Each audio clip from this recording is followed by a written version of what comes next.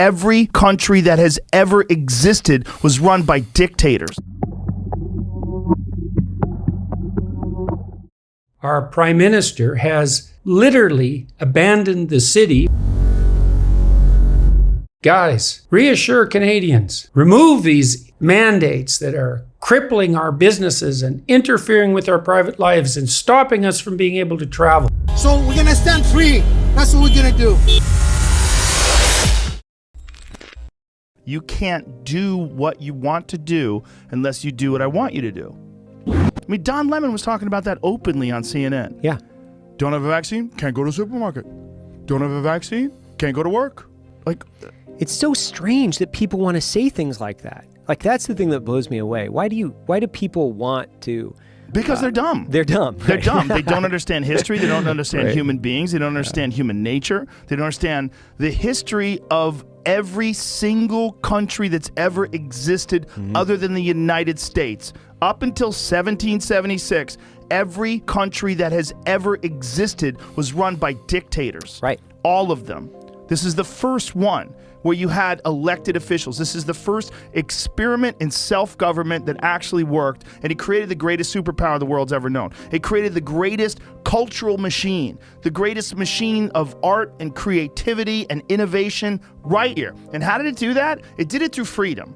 Because when you give people freedom, you let people do whatever they want to do, they actually find ways to succeed and grow and thrive. But as soon as you put the boots to them, as soon as you tell them, you have to do this or you can't do that, you have to listen to me, now you have a mini dictator. You have one step away from a king. You have a one step closer. You're moving one step closer to dictatorship. That's what's happening.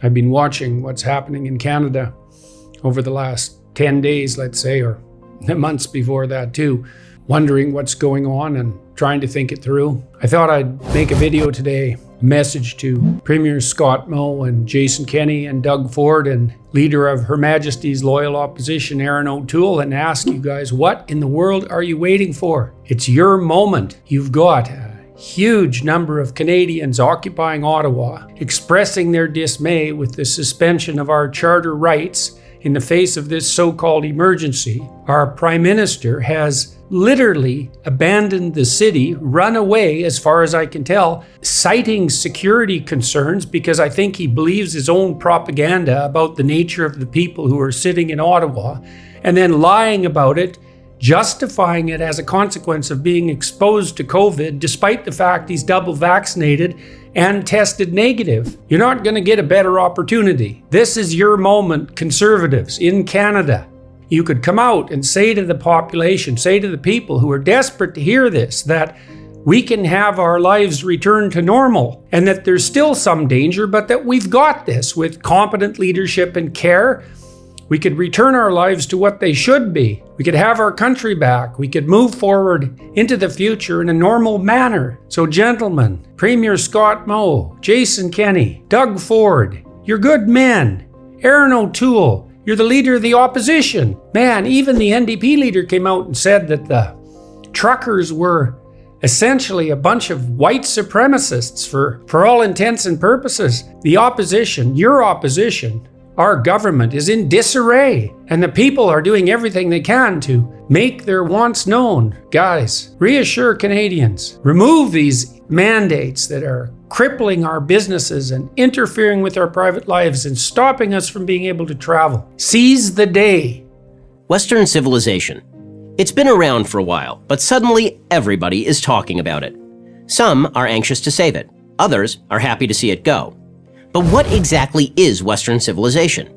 Is it the great cathedrals of Europe or the Nazi concentration camps? Is it the freedoms secured in the US Constitution or chattel slavery? Life-saving medicines or poison gas? The left likes to focus on the bad: genocide, slavery, environmental destruction. But those have been present in every civilization from time immemorial. The positives are unique to the West: religious tolerance, abolition of slavery, universal human rights, the development of the scientific method.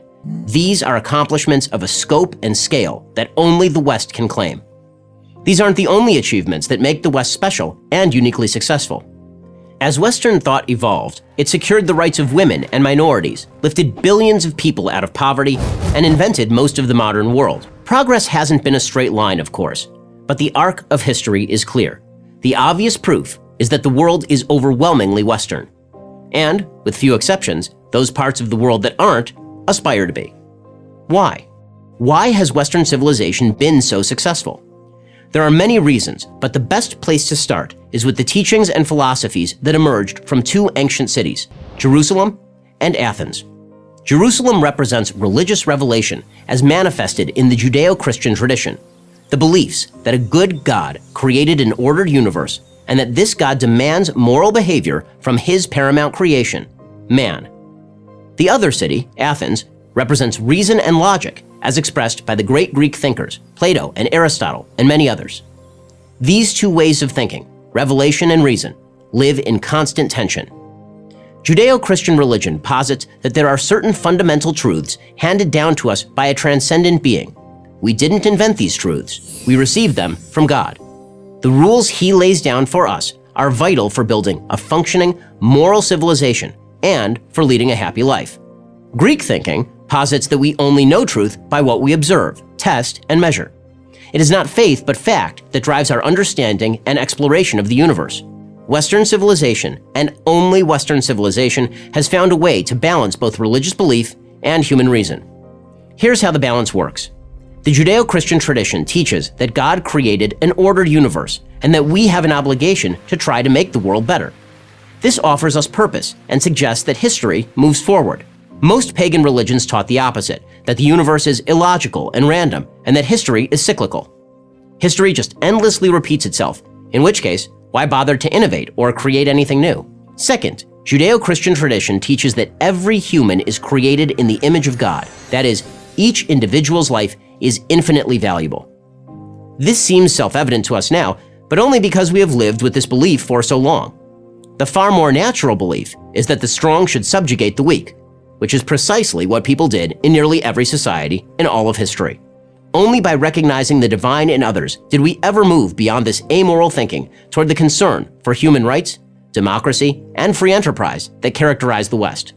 But Judeo-Christian religion alone didn't build our modern civilization. We also required Greek reason to teach us objective observation, that man has the capacity to search beyond revelation for answers. Greek reason brought us the notion of the natural law, the idea that we could discover the natural purpose, the telos, of everything in creation by looking to its character. Human beings were created with the unique capacity to reason. Therefore, our telos was to reason. By investing reason with so much power, Greek thought became integral to the Western mission. Nowhere is this more perfectly expressed than in the American Revolution, in which the founding fathers took the best of the European Enlightenment, with its roots in Greek thought, and the best of Judeo-Christian practice, with its roots in the Bible, and melded them into a whole new political philosophy. Without Judeo-Christian values, we fall into scientific materialism, the belief that physical matter is the only reality, and therefore also fall into nihilism, the belief that life has no meaning, that we're merely stellar dust in a cold universe. Without Greek reason, we fall into fanaticism, the belief that fundamentalist adherence to unprovable principles represents the only path toward meaning. The Soviet Union, Communist China, and other socialist tyrannies rejected faith and murdered 100 million people in the 20th century. Much of the modern Muslim world has embraced faith, but rejected reason. It's noteworthy that when the Muslim world did embrace Greek reason from the 8th to the 14th centuries, it was a leading center for scientific advancement. So again, we need both Jerusalem and Athens, revelation and reason. And yet many want to reject both. These people call themselves progressives. Ironically, they want to take us backwards to a time when man was governed neither by reason nor faith, but by feeling, and therefore back to a time of moral chaos and disorder, of feeling over fact. It would be a fatal mistake to follow the progressives. Stick with Athens and Jerusalem.